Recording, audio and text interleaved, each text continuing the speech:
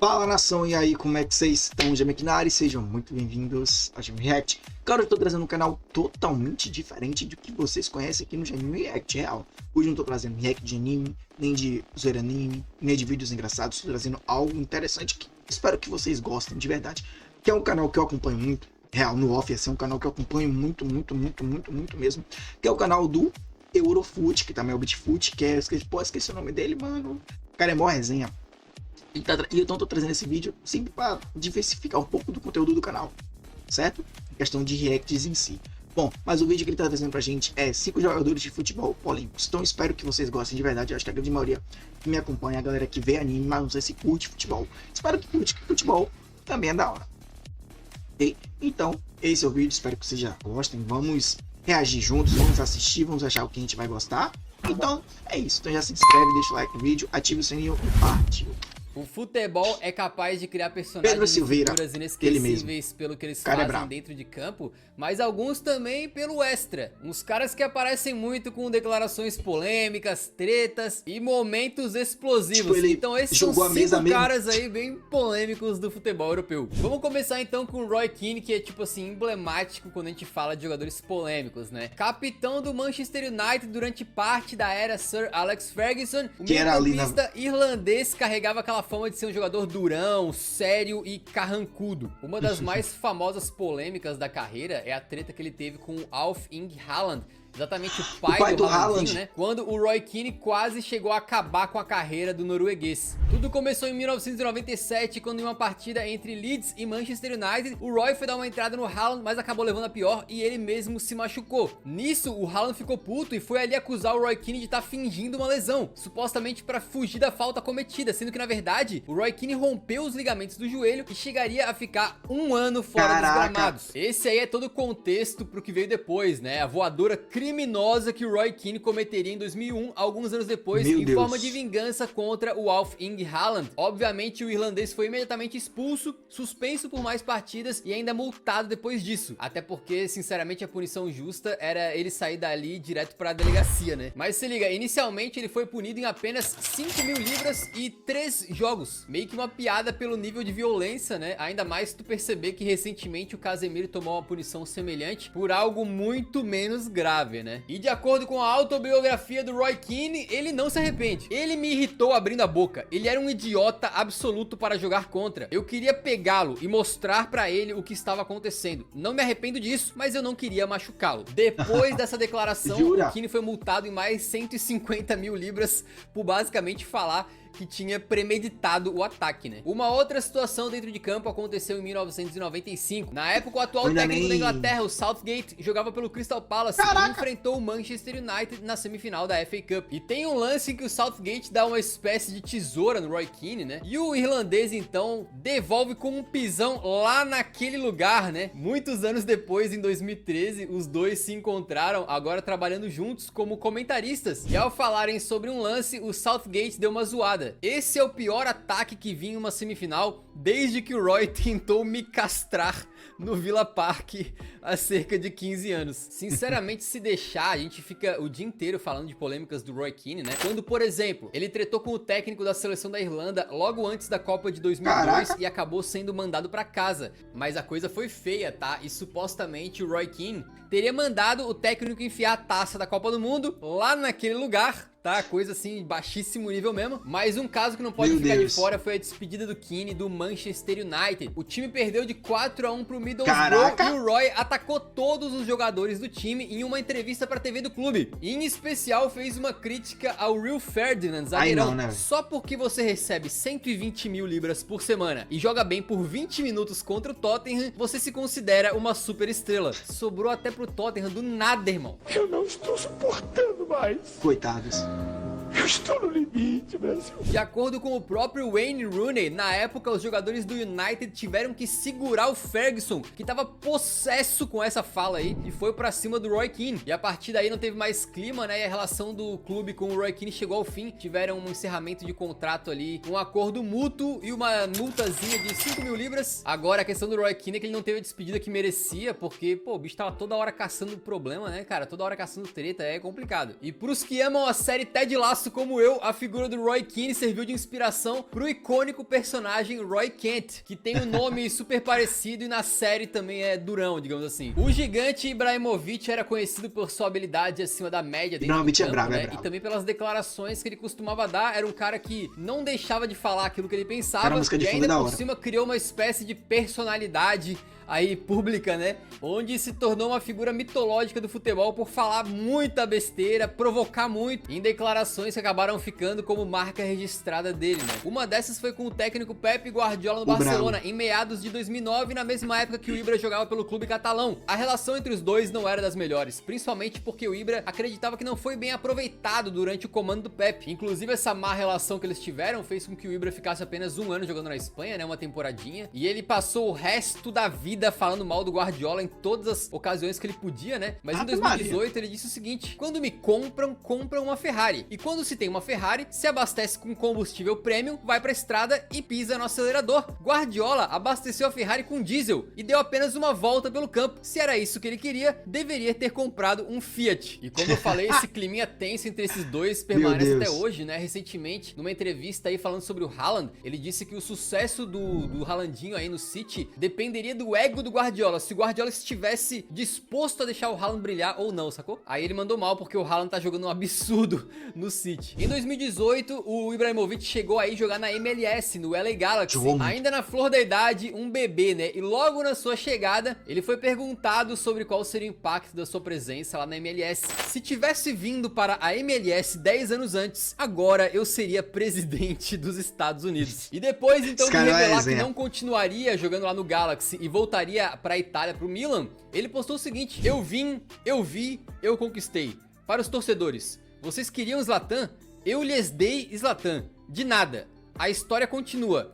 Agora podem voltar a assistir beisebol. Não, e apesar do Ibra ter números muito bons, né, foram 52 gols e 17 assistências na passagem dele pelo Galaxy, ele nunca venceu um título lá, né? E do jeito que ele fala, parece que o cara colecionou troféus. A autoestima dele é de causar inveja, né? Mas eu aposto que se perguntarem, ele diria algo como tipo: a minha presença aqui já valeu como um título pra vocês. Outra fala polêmica foi no tempo em que tanto o Ibra quanto o Cristiano Ronaldo jogavam na Itália. E aí perguntaram, né, pro Ibra se ele iria enfrentar aí o verdadeiro Ronaldo, e ele disse: o verdadeiro Ronaldo é o brasileiro. E até a sua recente despedida do futebol teve alfinetada. Enquanto ele fazia um discurso emocionante no meio do campo com o microfone, a torcida do Hellas Verona começou a vaiar o Ibrahimovic. Eis que, bem ao estilo Ibra, ele respondeu: podem vaiar, esse é o maior momento de vocês no ano, me ver. A marra é tão grande que o Ibra foi parar nos cinemas, exatamente. No filme mais recente de Asterix e Obelix, o Zlatan interpreta um general chamado Antivírus, que chega e no melhor estilo Ibra manda: por que falar se você pode voar? Enquanto abre os braços e é carregado pelo seu exército. Nada mais Ibra do que isso, né? Inclusive a gente tem um vídeo só falando sobre curiosidades e polêmicas da carreira dele.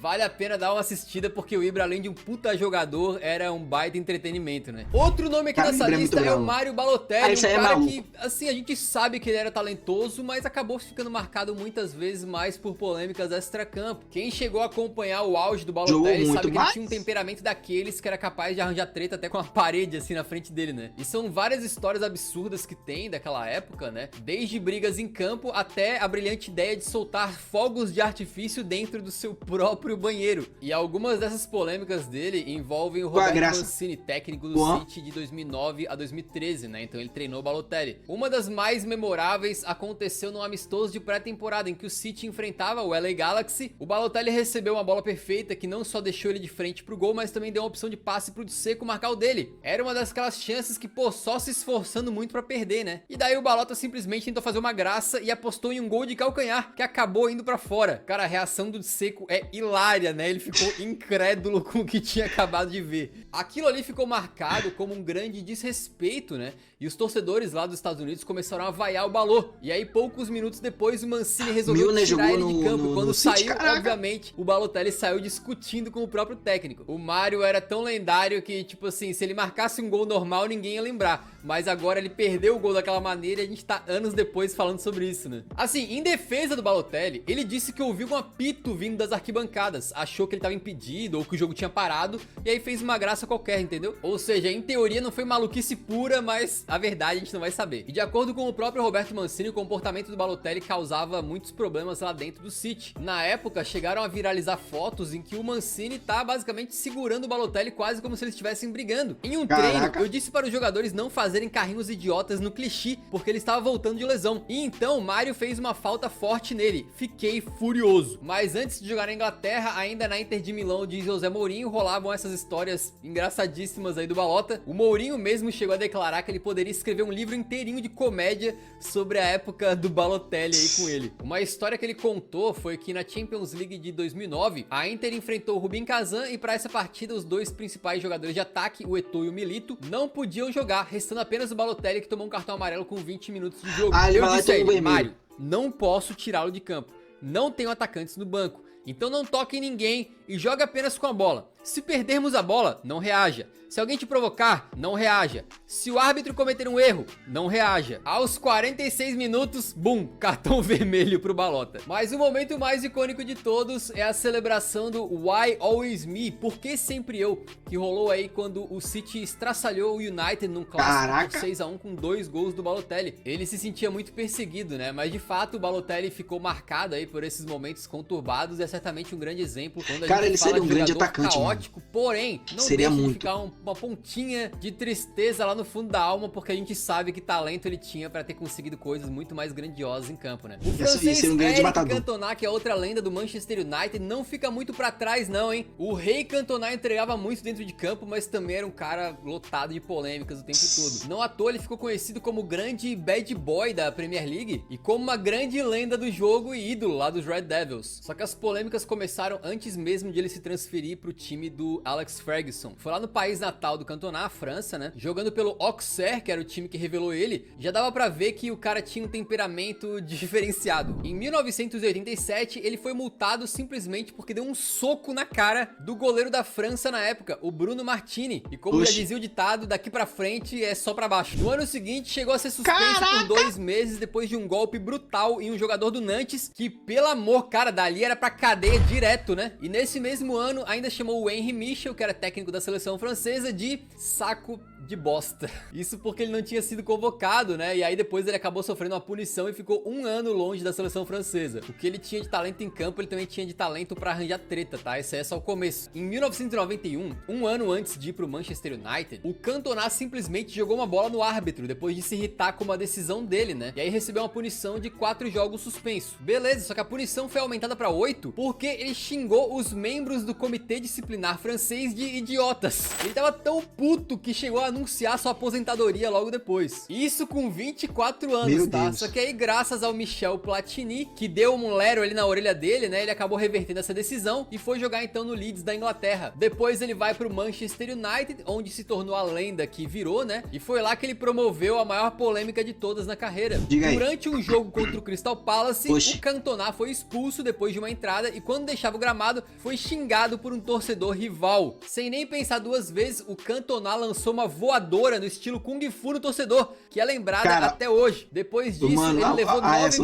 meses de suspensão e 120 horas de trabalho comunitário aí como punição. E aí na primeira coletiva de imprensa que ele dá, depois de receber essa sentença, ele diz o seguinte: quando as gaivotas seguem o barco de pesca, é porque pensam que as sardinhas serão jogadas no mar. Depois dessa fala enigmática, ele levanta e sai da coletiva como se nada tivesse acontecido, e vai embora. Simplesmente o icônico Eric Cantona, que depois dessa declaração, que contou até com aquela pausa dramática pra tomar um golinho ali, né? Não à toa, ele acabou virando ator de Hollywood. Exatamente. Sério? Só existem 2 Cristos. Um joga pelo Barcelona e o outro está no céu. Essa foi exatamente a frase icônica dita por Hristo Stoichkov quando venceu a Bola de Ouro de 94. Essa fala define muito bem o que era a personalidade do craque búlgaro, que assim como os outros desse vídeo, adorava alternar entre o talento e o caos, né? O Stoichkov começou a carreira dele no CSKA Sofia, onde até hoje é venerado, só que na época o time era um clube militar, era time do exército mesmo, né? E tinha disciplina ali como um dos grandes grandes valores, obviamente, mas nem isso foi capaz de segurar o sangue quente do Stoichkovão. Um dos acontecimentos mais marcantes foi durante a final da Copa da Bulgária de 1985 contra o Levski Spartak, que ficou conhecido como um clássico completamente caótico. Não só tiveram brigas dentro de campo, mas também atritos na hora ali de chegar para os vestiários, e essas tretas causaram diversas punições, inclusive para o Stoichkov. E era uma punição pra lá de severa, se liga, o cara seria banido pra sempre do futebol. Simplesmente isso, pra sempre, acabou tua carreira. Só que depois ali a punição acabou sendo revertida e diminuída pra apenas alguns meses fora do gramado, e a gente para pra pensar, né, a carreira do Stoichkov poderia nem ter existido, amigo. Imagina que isso poderia ter mexido em toda a história do Barcelona e do próprio futebol europeu, né? E depois desse caos lá na Bulgária é que ele foi pro Barcelona, e a sua primeira polêmica na Espanha foi num El Clássico. Depois de discordar com uma decisão da arbitragem, ele se revolta e dá um pisão no pé do juiz, que só de olhada pra sentir a dor que o maluco sentiu, né? Além da expulsão, isso aí causou uma suspensão de 6 meses do Stoichkov fora dos gramados, mas que depois acabou sendo diminuída para apenas 10 jogos. Em outro El Clássico, agora em 1995, também rolou um desentendimento entre ele e o Quique Sánchez depois do búlgaro ter acertado o joelho do rival e ter sido expulso. E na época, o Stoichkov tinha como parceiro outro cara polêmico esquentado, que era o Romário, né? Imagina a treta dos dois juntos. Só que esses comportamentos explosivos, controversos e às vezes agressivos não impediram o Stoichkov de ser um jogador essencial para aquele Barcelona que depois ficou conhecido como Dream Team, né? Um time que era treinado pelo Johan Cruyff, que chegou a dizer o seguinte: antes do Stoichkov chegar, nós tínhamos um time de pessoas muito boas, mas você não pode ter um time apenas de pessoas boas. Você precisa de alguém como o Stoichkov, que é agressivo de uma forma positiva. É bem interessante essa fala do Cruyff aí, que mostra como muitas vezes um time vencedor tem que ter ali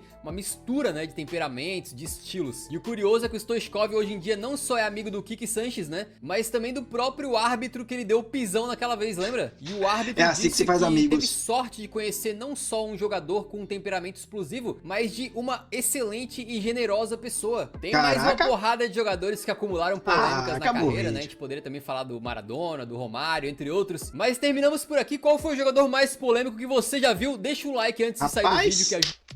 Mais polêmico, acho que eu vim assim, acho que digamos que foi o próprio Ibra. Cara, eu adorei o vídeo, de verdade. Parabéns, Pedro, você é muito bravo, seus canais são incríveis, cara, eu curto pra caraca, de verdade mesmo, e eu curti, tá ligado? Achei muito da hora, muito interessante, curti muito a forma como ele produz o roteiro, a edição de vídeo, uma hora mostra ele, outra hora não mostra, alguns vídeos, fotos, lances, eu acho muito interessante mesmo, e eu curti. Bom, se vocês curtiram, dá um like, se inscreva, ativa o sininho, que isso é muito importante, que isso ajuda demais o canal. Quer ajudar um pouco mais? Dá um pix ou um valeu demais, ok? Até a próxima e